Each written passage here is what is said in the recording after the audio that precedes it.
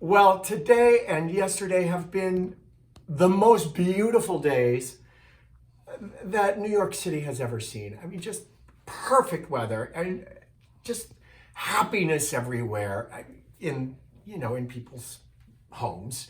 But even out as you're walking around, you see people behind their masks smiling and enjoying the fresh air and the flowers. And I just can't help but think about summer.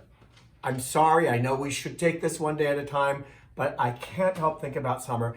And there's this song that John Forster wrote that I, I'm thinking about. You see, every year I drive up to Cape Cod for the last part of June.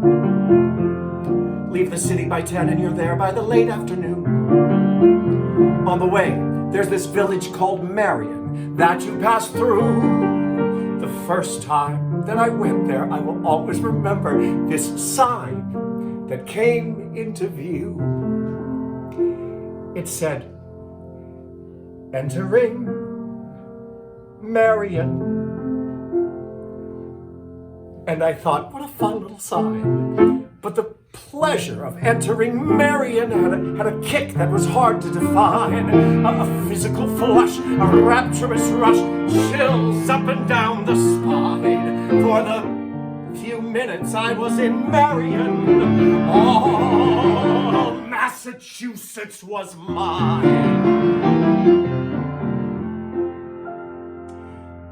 The next year, just for fun, I decided to try a new route.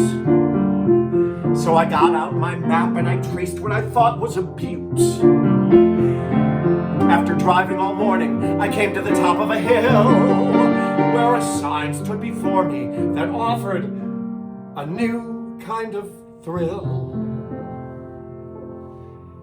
It said, "Entering Beverly," which was lovely and not overbuilt. And the joy of entering Beverly far outweighed any feelings of guilt. Now I could say I'm contrite, but that wouldn't be right, because later that very same day, I found I was entering Sharon. It was there, so was I, we enjoyed it, hey, what can I say?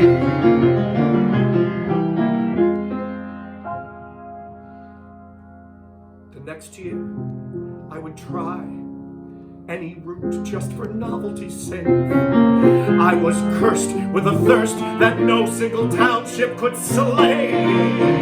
Oh, that love wheel I was calm, but inside I was running amok when a sign in the road dead ahead sent me straight into shock.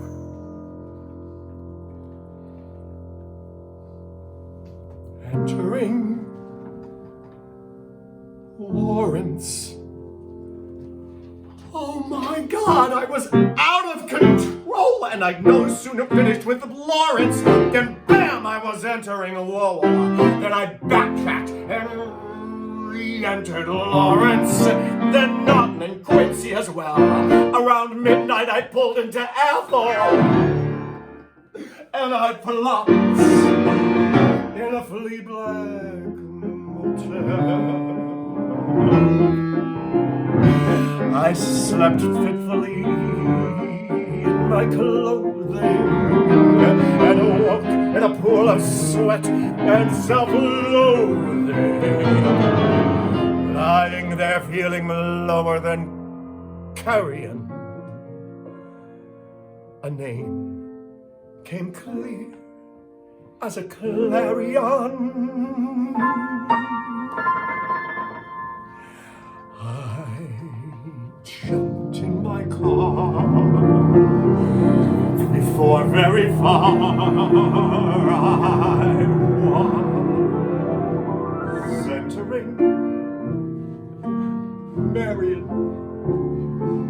How wonderfully, totally great, how grand to be entering Marion after tramping all over the state. Every sleaze bucket burb, every twist by the curb only had helped me to find that I'm happiest entering Marion. I guess.